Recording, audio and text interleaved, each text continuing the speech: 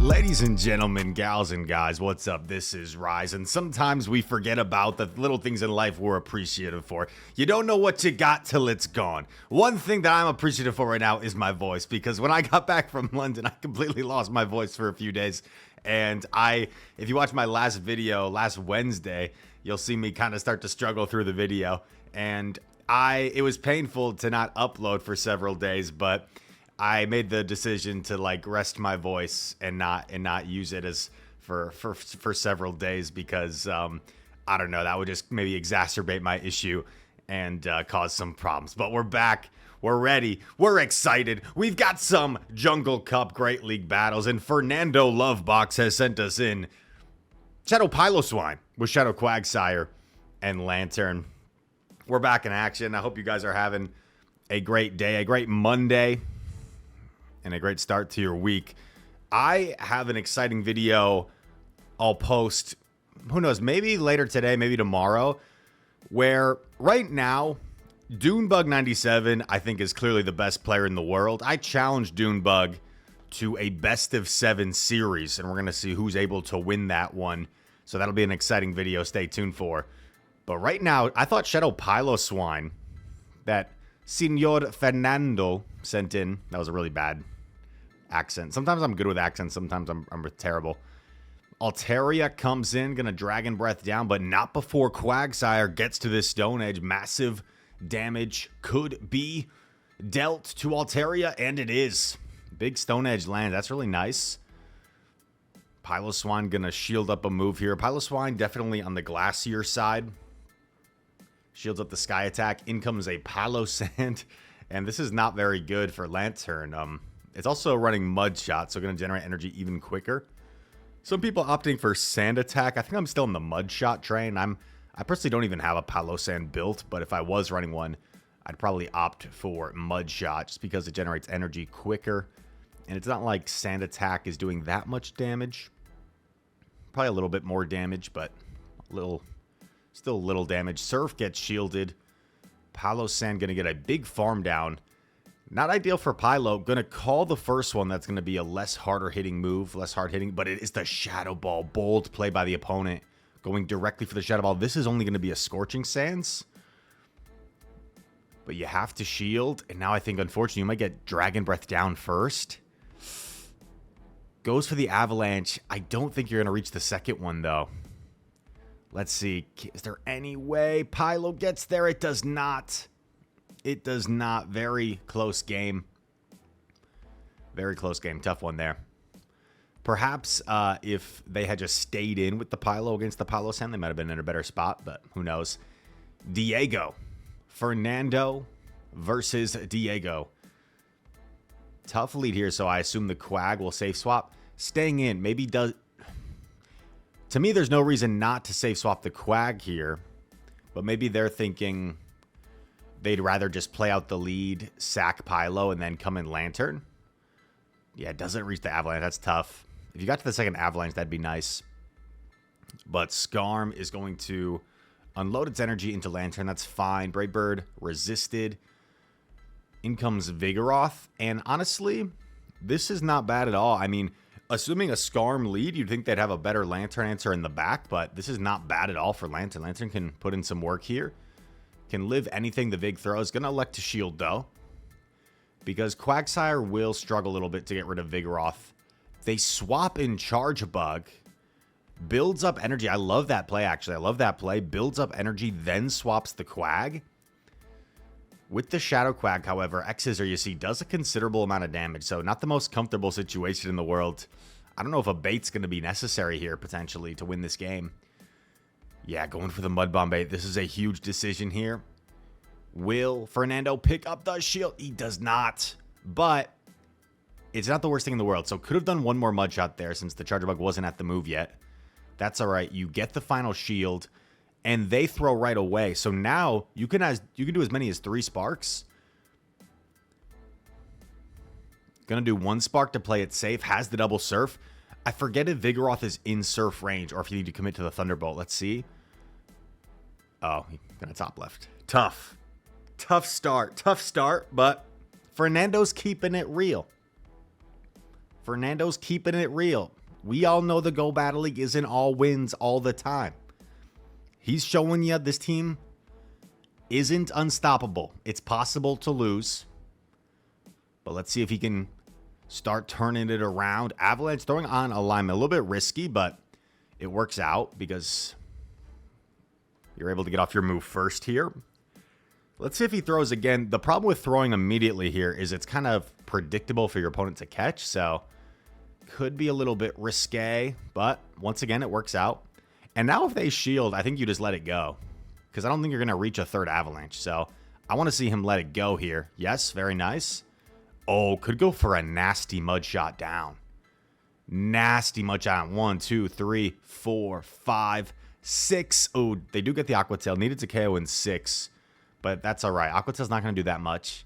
And you come out with all this energy. Shields are down. Can Shadow Quag go to town? Mud Bomb firing off. I've been seeing more Aqua Tail Stone Edge. Aqua Tail would be Legacy. Goes for another Mud Bomb here. This isn't going to do quite enough to knock out, but maybe can set up the Spark down. I think you definitely take the first because you don't know what's in the back. If Vigoroth gets to 2... Oh, they go for Rock Slide. Okay. Vigoroth thought they'd only get to 1, and it's Tentacruel. This is lovely. Lantern going to unleash the super effective Thunder Bolt. Shocking damage. Tentacruel stops tapping. He is out of there. And that is a G to the G. If Vig had gone for double body slam, I wonder if... No, I don't think it would have mattered. Because I'm not sure Tentacruel was even going to reach a move there. Next battle, here we go. B Turner. 19. Top solid lead. Mandibuzz. In comes Vig. Doesn't have like a great counter swap, so Lantern is the best option to counter swap here since Quagsire just doesn't have any fast move pressure against Vigoroth. It makes that matchup, I would say, negative for the Quagsire. Lantern just outbulks Vigoroth a little bit, where these sparks really add up. Over time, Body Slam connects. Gonna fire off the Surf. If you get a shield, maybe you opt to go for the Thunderbolt. Let's see. Surf doesn't grab a shield, so now you just fire off your next Surf. Gonna come away with a shield advantage potentially. The opponent can shield and counter down with Vig, and that's what they're going to do. Maybe you come in with Quag. It's kind of uncomfortable because they might get to double body slam here before you can mud shot down. So not the best looking situation. Comes in with the Pilo actually. I guess figures like if you come in Pilo, you can shield and Powder Snow down.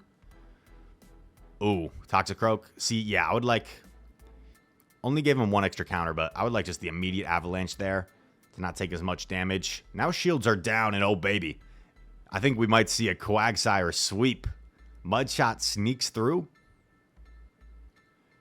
And all you're going to need is double Stone Edge to knock out here. Nice timing, throwing after 4. Mandibuzz should get to a move here in 1 Snarl. So now, if you are Fernando, you can shield. You can opt to do at least 3 mud shots here. 3 mud shots and throw.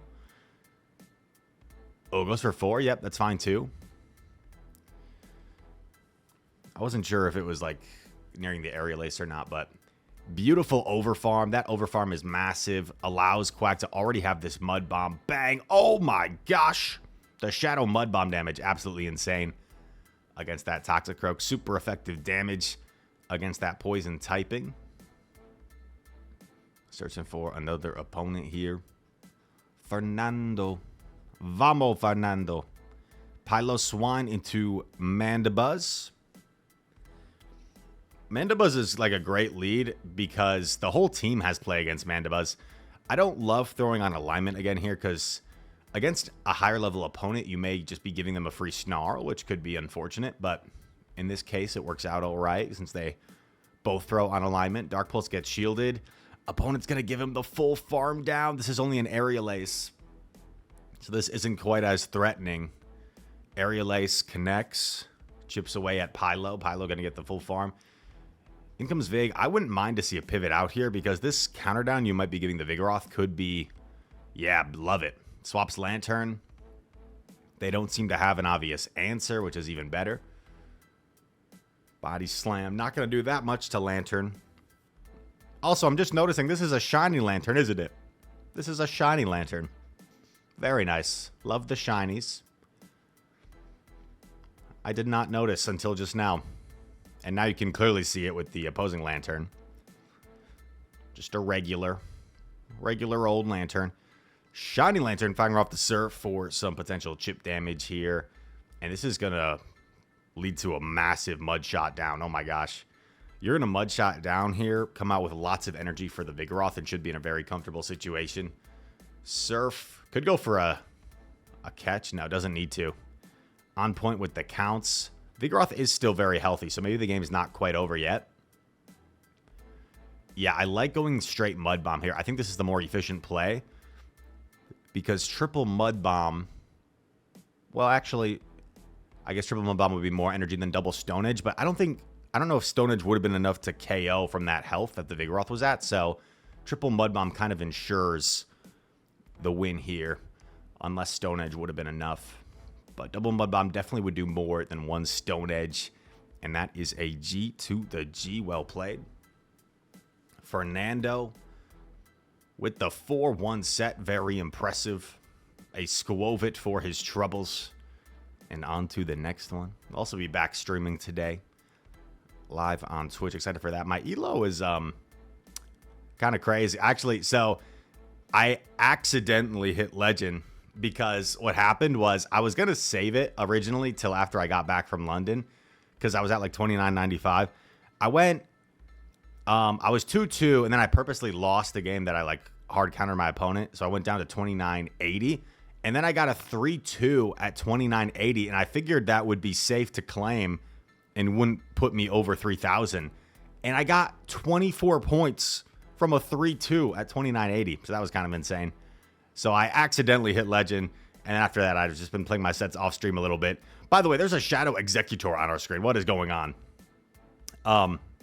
But yeah, I've been playing off stream. And I'm at like 3,200 elo right now, which is top 50 on the leaderboard. So pretty good. And Lantern fighting against this Shadow Executor, which you do not see very often. Shadow Alolan Executor, I should say. Has that dragon typing as well. The super exaggeratedly long neck. Double super effective Powder Snow sneaks through. Has to shield the Seed Bomb. That one Powder Snow knocked out. Galv, uh-oh. Galv has nowhere to go. Poor little Galv. Nowhere to run, nowhere to hide. Grabs a shield. I think you definitely take this, yeah. Because you can force the second shield with your Avalanche, most likely, and then just put it all on Mr. Quagsire in the back. Quag going to be able to Stone Edge this Galv in the endgame. I don't mind this play. Force them to throw a move at your Piloswine. Then you can save your shield, just in case they're like a crazy person running Energy Ball. Just in case they're crazy, but they're not crazy. They know it's over. They're top lefting. And it's on to the next opponent. Here we go. But yeah, shout out to Dunebug. Shout out to Dunebug. I mean, everyone on Twitter right now is saying he's the best. And I've been saying that since like before Play Pokemon was even a thing. But in the Sylph days, he had a Sylph season where he had like an 86% win rate and then went on to win the Sylph World Championship in the postseason, which is like just absolutely insane. So before Play Pokemon, I was saying he was the best player in the world. And that's why the Milwaukee Regional also meant so much to me, right? Is it was in my hometown. It was something I worked so hard for in that first season. Qualified me for Worlds. And to win, I had to beat the person I considered the best player in the world, Dunebug, in the grand finals. So I've been saying it since the early days. Now everyone's kind of... It's undeniable that he's won three regionals this season and got second place at EYC. It's unbelievable. The guy just very seldom makes mistakes. In his last 4 tournaments, I can literally remember one misplay. Versus it's like I make misplays all the dang time. And that's something I got to clean up if I want to get back on that level. If I want to win a tournament myself here this season. But we see Quagsire swap in. Battle of the Quags. Also, shout out to our friend Boygo, so I'm sure a lot of you guys remember and or know. I haven't talked about Boygos in a while now, since I moved really, but I always remember he hates Wooper. He has a strong dislike, I should say, for Wooper. And there's like no reason why. It's like his enemy. He does not like Wooper. He doesn't have the same sort of animus. Is that the right word? Animus? Towards Quag. I downloaded an app recently that gives me like a word of the day. I should check what the word today is. My phone is dead. What the heck? I'm all over the place. I'm all over the place. And unfortunately, Vigoroth is all over the place in restricted metas. Gets the counter down to win the game there. Fernando will try to get back into the win column this game. This has been kind of a funny little all over the place commentary video. Andy's Toys Forever is the next opponent. Pylo into Steelix. I've been seeing a lot of Steelix in my elo. Lots of Steelix. Not a bad matchup here per se. Steelix throws on alignment. Gonna shield. I don't know if I agree with the shield per se, because I feel like you can get off 2 avalanches here no matter what. And I don't know if you're gonna get to 3 avalanches unless you're willing to commit both shields. Gonna get off this avalanche right away. You could do like 1 and catch, or you could just go for the swap instantly here. Swap's Lantern, interesting. I don't love the Lantern swap, but I don't hate it either. I don't hate it because they didn't even bother building to Earthquake, at least. And you lure out Altaria. This is kind of nice because the Thunderbolt will put this into Stone Edge range if it comes to that, or you also still have a fair amount of health on your Pylo, so you could go for like a farm down. Altaria's forced to throw. This is not a Moonblast. This isn't going to knock out. Okay, it is a Moonblast. Gonna wait out the switch timer. Maybe go for the Powder Snow down. Yep. Very nice. And comes out with an Avalanche. This is perfect. This is perfect. Gets a big Avalanche here to connect onto the shieldless Vigoroth. Avalanche incoming. Boom. And gonna put this Vig into Mud Bomb range. Vig gonna get off the move first. Has a higher attack. I think that was charge attack priority unless... Yeah, okay. It's charge attack priority unless there was like a 1-turn lag. And now Quag can safely reach a move against Steelix. And Mud Bomb should knock out just about. So, opponent knows what's up. And they are out of there.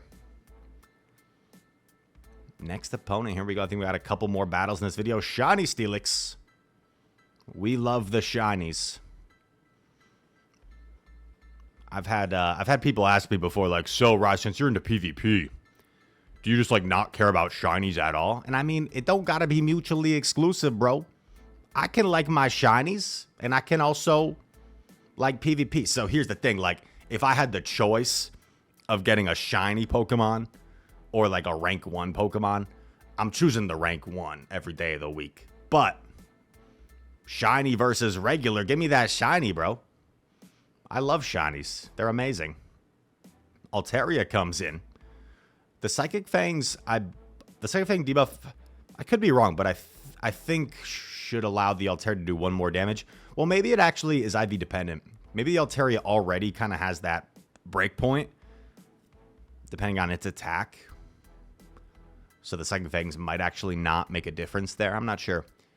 Some people are a lot more knowledgeable than me about like breakpoints and bulk points. There's a lot of people talking about them at UIC. What's going to come in against Pylo here? Is it going to be Steelix again? No, it's Vig, and this is so good. Because once again, you're going to have the Avalanche here, putting the Vig into Mud Bomb range. The game playing out very similarly to the last game we saw. Very similar to the last game we saw, and that's something you see in these restricted metas. At least me personally, I've been seeing some of the same teams, and the games play out pretty much the same way. And it's good practice to like utilize a certain team and get the hang of it. Quag gets the mud shot down. Let's go, baby. Go for the Stone Edge BM. Get out of here. Boom. Quagsire. Little Quag. Quag's probably not that little. Big Quag. Final battle. Gengar lover. Wearing the Gengar costume. I love it. I love the theme. The thematic trainer name plus the costume. Those are the best. Let me know in the comments if you have like a thematic name plus costume in the Go Battle League. I want to hear it. Nice bait by the opponent going for the Weather Ball. It's like A pretty safe bait. This is just a weather ball. Oh, gonna shield again. Interesting. I don't love the shield because now if I'm the opponent, I'm just letting this go. Taking my shield advantage. They're gonna come in with Talonflame. So obviously should have done 2 Powder Snows for proper timing, but maybe you just got a little bit scared there. Gonna safe swap the Quag. Opponent. Okay, opponent lets them get off the Stone Edge, but maybe they are calling it's just going to be an Aqua Tail? No, they're going to shield. Talon has so much energy. So Talon's going to be able to knock out this. Oh, they Flame Charge, and then are they going to fly? If they Flame Charge again, it's not going to be enough. Okay, they fly. Wait out your timer, come in with Lantern, and you probably force the Talon out of there. Unless they decide to, like, fly and then dip. They swap in charge. See, I would have liked to see the opponent actually fly since they were already buffed and then go Charge Bug. Now their fly's not going to do as much damage later in the game since they cleared their own buff. Charge Bug going to try and get to double X's. Or you still have the Pilo, though. So I think you store maybe a Surf. Yeah, beautiful. Store the Surf. Use this as a catch. And now you just try to double up because you can do 5. Doing 3.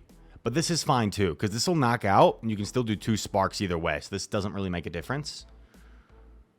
Beautiful. Surf should knock out, right? Super effective. Over 50%. Boom. Knocks out the Talon. Very well played there in the final game of the video. And a nice win. Thank you very much to Fernando for the submission. A very cool team featuring Shadow Piloswine and Shadow Quagsire. I hope you guys enjoyed this video. It's good to be back. I hope you guys have a great rest of your day and week. If you're new to the channel here, feel free to hit that subscribe button. Comment down below. All comments are appreciated. Subscribe to the channel if you're new. Did I already say that? I forget. Anyway, I appreciate you, and I hope to see you in the next one. Peace.